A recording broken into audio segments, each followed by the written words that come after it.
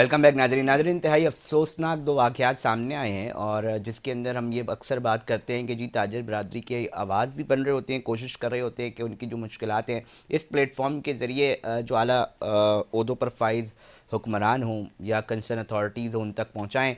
दो वाक़यात रिपोर्ट हुए हैं जनाब, और एक में एक बिल्डर जिसने ख़ुद को गोली मारी और वो जान की बाजी हार गया। दूसरा ने भी एक इंतहाई इकदाम जो है वो उठाया, जो कि अब जिनका नाम ज़िशान हनीफ बताया जाता है, वो ज़ेर इलाज हैं अस्पताल में। ये दोनों वाक़यात की क्या डिटेल्स हैं, क्या मामला था, परेशानियां किस किस्म की थीं, एल खाना और पुलिस ने अब तक क्या इन्वेस्टिगेट किया है, इसके ऊपर तफसील से नाज़रीन आपको बताएंगे। हमारे साथ स्टूडियो में मौजूद हैं ताहिर अब्बासी, हमारे क्राइम रिपोर्टर, और रियल एस्टेट एक्सपर्ट अली कमाल साहब को आज हमने स्टूडियो में दावत दी है कि हमें ज़रा मसाइल तो पता चल सकें कि क्या चल रहे हैं। ताहिर अब्बासी साहब, पहले आप डिटेल्स शेयर कर दें मेरे नाज़रीन तक।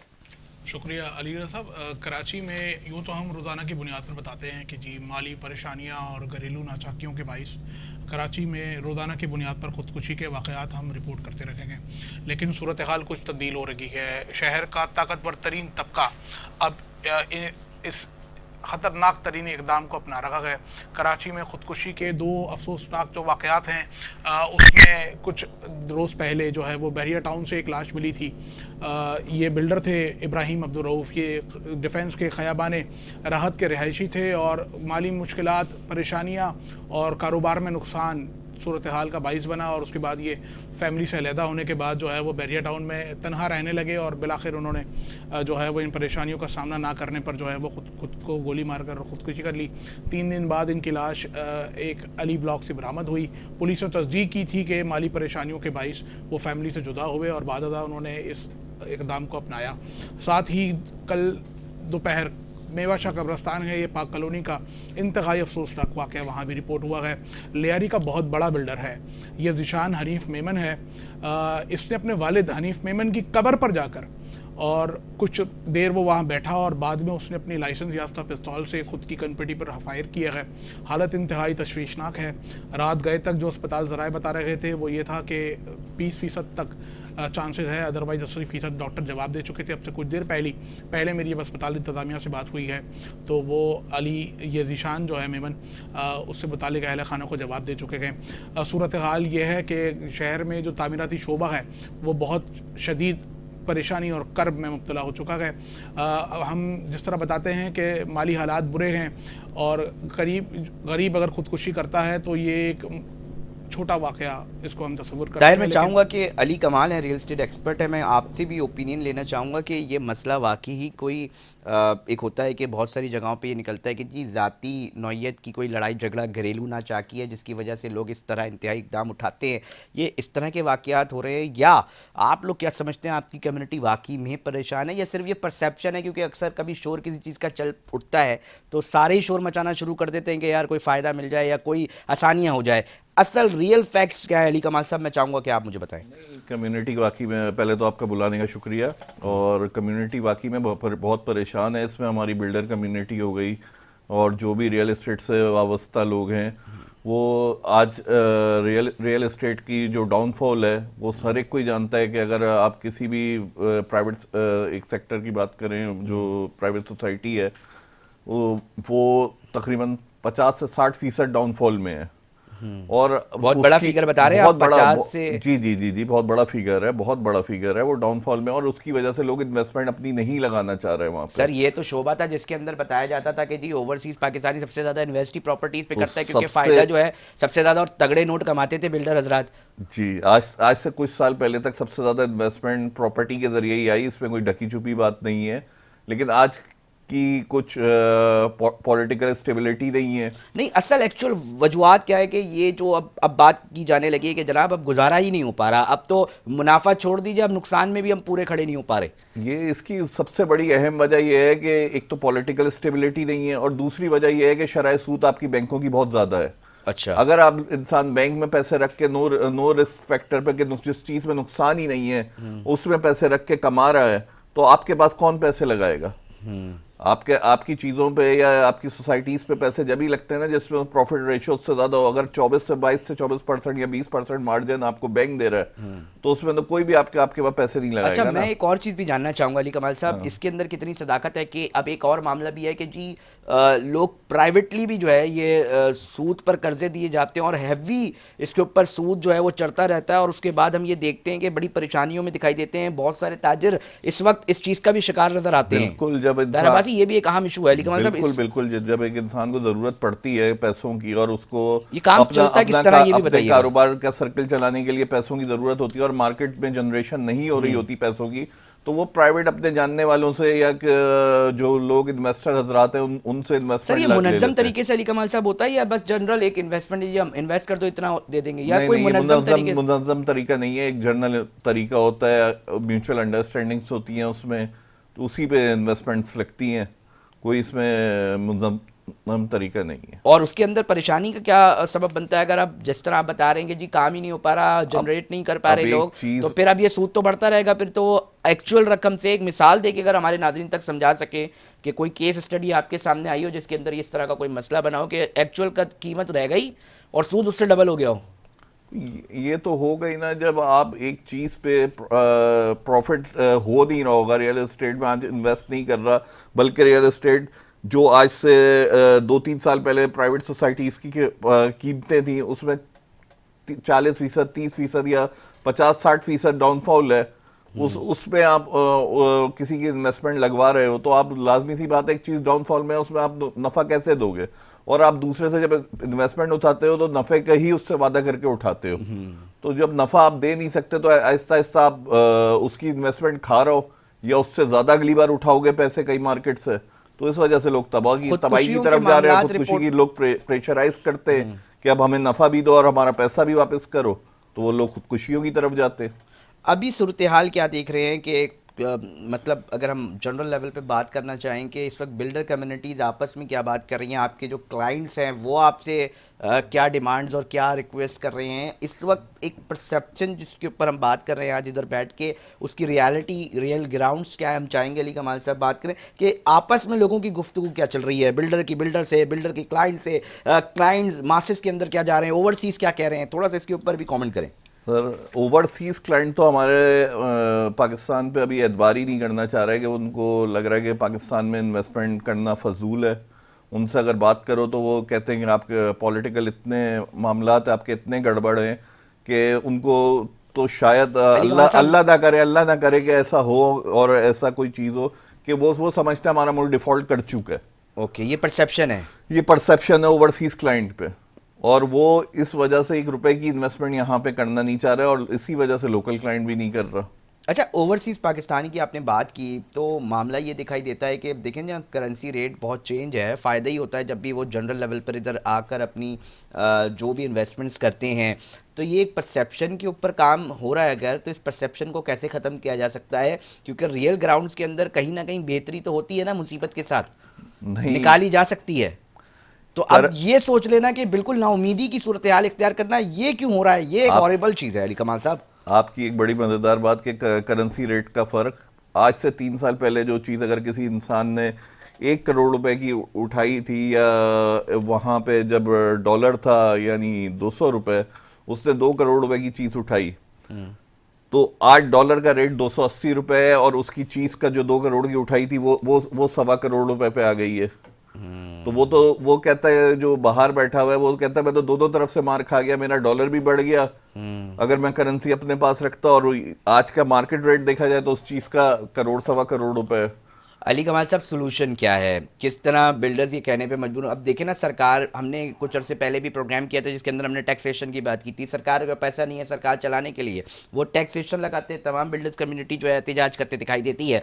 सोल्यूशन के ऊपर बात करें, दुनिया भर में भी चीज़ें चल रही होती हैं, 70 से ज़ायद जो कंसर्न आपकी इंडस्ट्रीज़ है वो कनेक्ट है, तो इतना अहम सेक्टर को क्यों नज़रअंदाज किया जा रहा है, क्या पॉलिसीज़ हैं जिसको देखने की ज़रूरत है सरकार की जानिब से? इसका सलूशन एक तो टैक्सेशन में थोड़ा सा रिलीफ दिया जाए, सही है, चलो सरकार चलाने के लिए टैक्सेशन चाहिए, वो उससे ज़्यादा जनरेट, अगर आप होलसेल में कोई बिजनेस करते हो तो शायद वो आप सस्ते कम कीमत में ज़्यादा टर्नओवर पे बिजनेस करते हो आप, तो इसी तरह टैक्सेशन का भी है, अगर वो थोड़ा सा टैक्सेशन में रिलीफ देंगे तो शायद कम में कारोबार ज्यादा हो। एक महीने में 50 प्रॉपर्टियां घूमे या 200 प्रॉपर्टियां घूमे तो उनके पास टैक्स ज्यादा जमा होगा। शायद कम करने से, थोड़ा सा रिलीफ देने से ज्यादा बेहतर जमा हो जाएगा, और इसी तरह ज्यादा बेहतर चीजें हो सकती हैं। आपके पास क्या इतलात हैं खुदकुशियों के हवाले से? मैं थोड़ा सा इसके हवाले से भी जाऊंगा, फिर मैं अपने रिपोर्टर ताहिर यार अब्बासी ये के पास। बहुत बड़ा अलमिया है कि हमारे बिल्डर सेक्टर में या प्रॉपर्टी सेक्टर में बहुत से लोग, यानी कि हम इस साल में 4-5 लोगों का सुन चुके हैं कि उन्होंने खुदकुशियां कर ली हैं। तो बस ये अल्लाह उनको भी सब्र दे, उनके घर वालों को भी सब्र दे। और इंतहाई कदम उठाने का मतलब इंतहाई- कैसे सोच लेते हैं? मतलब तमाम चीज़ें कितनी मुश्किल हो, चीज़ें कहीं ना कहीं काबू तो की जा सकती हैं। कहाँ वो कौन सा पॉइंट हो रहा है अब कि वो कह रहे हैं यार अब ख़त्म हो गया, मतलब अब कुछ नहीं कर सकते हम? असल में वही होता है, आप जब शरह सूद इतनी बढ़ा दोगे किसी भी मार्केट में, तो शरह सूद, वो सूद पे पैसा उठाएगा और उस मार्केट में कारोबार नहीं हो रहा होगा। और आज 2.5-3 साल हो गए कि एक सेक्टर को काम करने का मौका ही नहीं मिल रहा। कितने पहले साल भी से ये 2.5-3 साल हो गए हैं तकरीबन। एक वरना एक सेक्टर होता है, वो थोड़ा सा डाउनफॉल आता है, 5-6-8 महीने डाउनफॉल आता है, सर्वाइवल चलती है, फिर उसके बाद दोबारा ऊपर चल पड़ता है काम। लेकिन आज लगातार 2.5-3 साल हो गए हैं कि एक सेक्टर को काम करने का मौका ही नहीं मिल रहा। उस सेक्टर को अगर काम करने का मौका मिले तो बिल्कुल वो दूसरे का भी प्रॉफिट निकालेगा, अपना भी निकालेगा। ताहिर अब्बासी साहब, थोड़ा सा मुझे ना ये 2-3 दफ़ा ये बात सामने आई है कि जी सूद का जो मसला है ना वो बड़ा अहम है। थोड़ा सा हमारे नाज़रीन तक भी हम ये जानना चाहेंगे इसकी कानूनी हैसियत क्या है। आपके जो कानूनी माहिरीन से गुफ्तगू होती है, पुलिस हुक्काम से गुफ्तगू होती है, वो उसमें क्या बताते हैं? क्या अली रज़ा किसी को भी अपनी मर्ज़ी से सूद दे सकता है और उससे जो मुनाफा है वो ले सकता है? इसकी कानूनी हैसियत क्या है? प्राइवेट अगर एक आम आदमी इसको इस तरह कर रहा है तो थोड़ा उस हवाले से भी बताइएगा।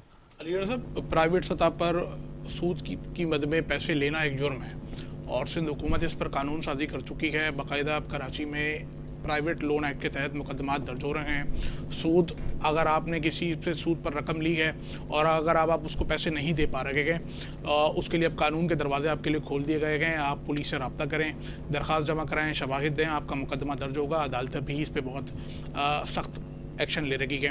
दूसरी बात जो अब से कुछ देर पहले हो रही थी, आप और मैं और हमारे मौजूद मेहमान जिस शहर में रहते हैं इसको कराची कहते हैं। यहाँ ताजिर बरादरी की जो मसाइल हैं वो बहुत ज़्यादा हैं, ख़ास तौर पे तामीराती शोबे से ताल्लुक़ रखने वाले जो हमारे लोग हैं उनके मसाइल बहुत ज़्यादा हैं।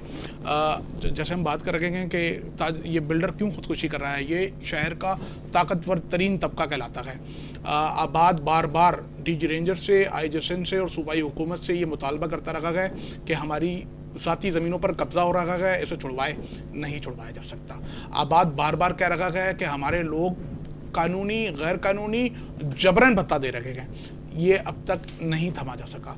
मुख्तलिफ तरीक़ों से भत्ता लिया जाता है इस शहर में और वो है और वो लोग देते हैं, ये मजबूरी बन चुकी है। मसाइल बढ़ रखे गए और मसाइल इस हद तक बढ़ चुके हैं कि इस शहर का करोड़पति, अरबपति कहलाने वाला बिल्डर अब खुदकुशी कर रखा है।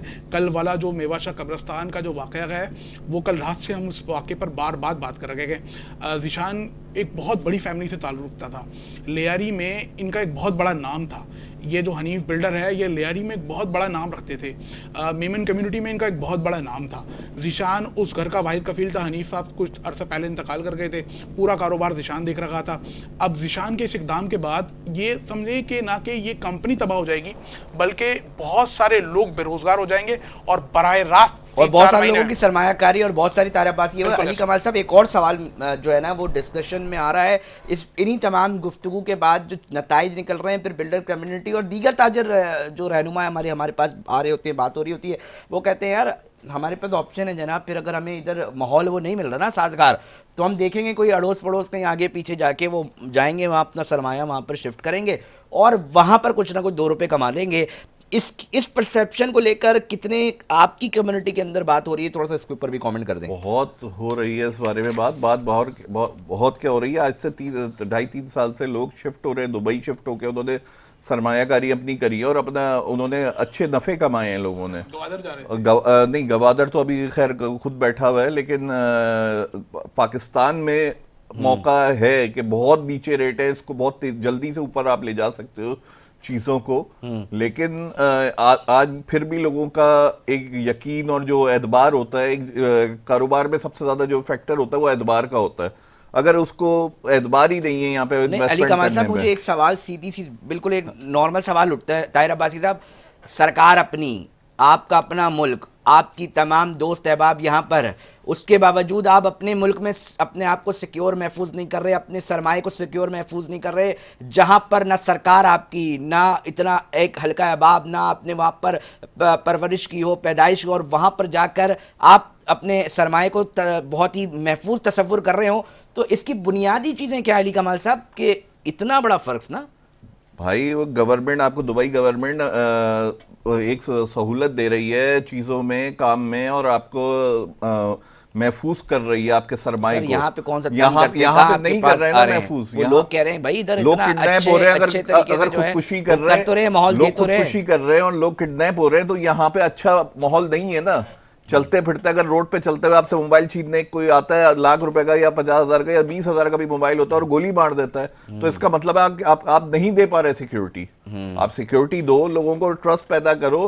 क्यों नहीं इन्वेस्टमेंट करेंगे? लोग तो अपने मुल्क में सबसे ज्यादा इन्वेस्टमेंट करना चाहते हैं, लेकिन अगर उसको नहीं मिलेगा, आज हर दूसरे बंदा की सोच ये है कि मैं यहां से अपना कारोबार वाइंड अप करूं और बाहर के मुल्क चला जाऊं, किसी मुल्क की नेशनलिटी लूं।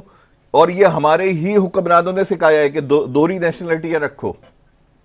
हमारे इसके ही फायदे क्या हैं, थोड़ा सा वो भी बता देना, नादरीन भी सुन रहे होंगे। सर, हमारा दोहरी नेशनलिटी के फायदे और क्या होंगे? सबसे ज्यादा आप किसी भी मुल्क आराम में से जा टिकट सकते करा हो। के निकल सकें। टिकट का आराम से करा के निकल जाते हैं लोग। और ये यही हुआ है कि हमारे जो सियासतदान हैं या कोई महकमे होते हैं, वो इसलिए जब वो सियासत छोड़ते हैं या वो महकमों से रिटायर होते हैं, तो वो बाहर के मुल्क चले जाते हैं अपनी फैमिलीज को लेके।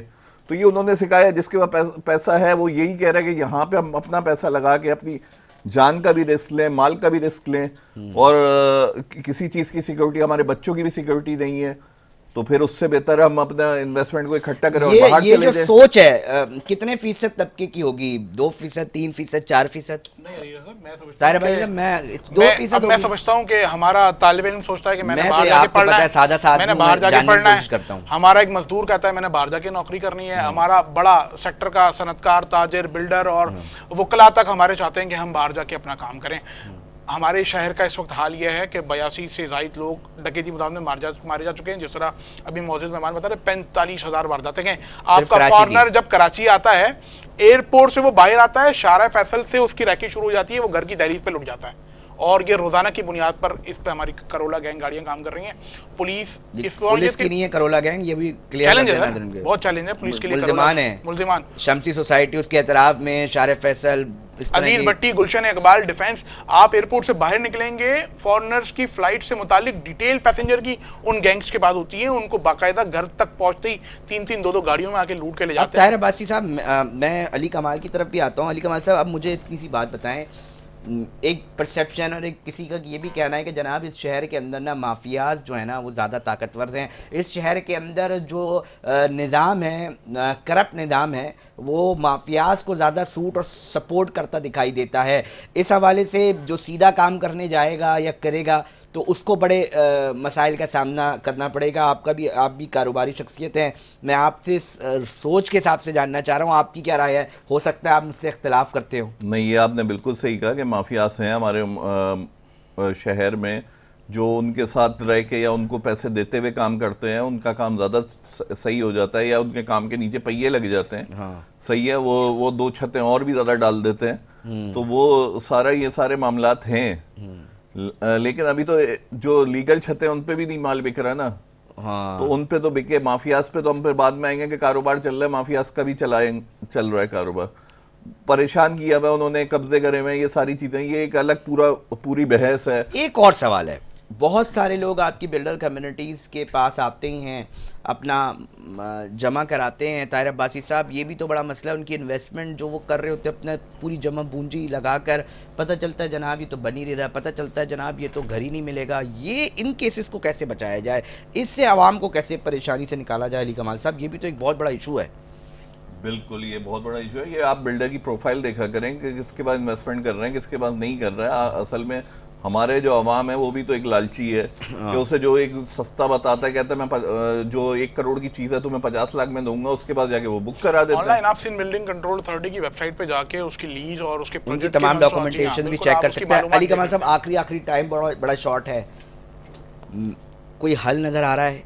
कोई उम्मीद की कहीं किरण छोटी सी निकलती हुई नज़र आ रही है? आखिरी कमेंट। उम्मीद की किरण, उम्मीद तो पे तो दुनिया कायम है। हाँ। और इंशाल्लाह ताला हर अंधेरे के बाद उजाला आता है, तो बेहतर होगा। इसी आस पे सब बैठे हुए हैं। और अभी 3 साल गुजर गए हैं, कुछ और गुजरेगा टाइम तो, लेकिन बेहतरी की तरफ आपका जाएगा। भी कहीं ख्याल तो नहीं जा रहा कि जी कहीं बाहर जाके इन्वेस्टमेंट की जाए, और कोई ऐसा तो कोई मामला नहीं है? कोई बंदा सोच रहा होता है ना कि यार हाँ देखते हैं। अभी यहाँ की जो इन्वेस्टमेंट हुई है उस पर तो काम कर लें, फिर बाहर जाने का सोचेंगे। नाजरीन, इसके ऊपर हम बात कर रहे थे, एक अहम इशू है। हमने कोशिश की है कि कंसर्न इशूज़ को, हमारी कोशिश होती है इस प्रोग्राम के ज़रिए हम लाजमी गली मोहल्लों तक जाने की कोशिश करते हैं, उन गली मोहल्लों के मसाइल उठाकर ऐवान तक बैठे जो लोग हैं उनसे कोशिश करते हैं कि उनसे सवाल किए जाएँ, उनके मसले उनके सामने रखे जाएँ, ताकि जो मसाइल है वो सामने भी आ सके, और उनके अगर कोई हल निकल सकते हैं तो कम से कम निशानदेही और उनके हल निकल सके। ताहिर अब्बासी साहब, आखिरी कमेंट मैं चाहूँगा कि आप कर दें, बिल्कुल टाइम शॉर्ट है। सूरत हाल कब कैसे तब्दील हो सकती है, थोड़ा सा इसके ऊपर ज़रा कमेंट अली करें। साहब, सख्त कानून साजी की ज़रूरत है। जो मुलविस लोग हैं, जो सिस्टम को ख़राब करना चाहते हैं, जो ख़राब करने में मुलविस हैं, उनके ख़िलाफ़ कानून सख्त हिकमत अमली के साथ काम करे तो अल्लाह से बड़ी उम्मीद है कि कराची शहर में हालात बहुत बेहतर हो सकते हैं।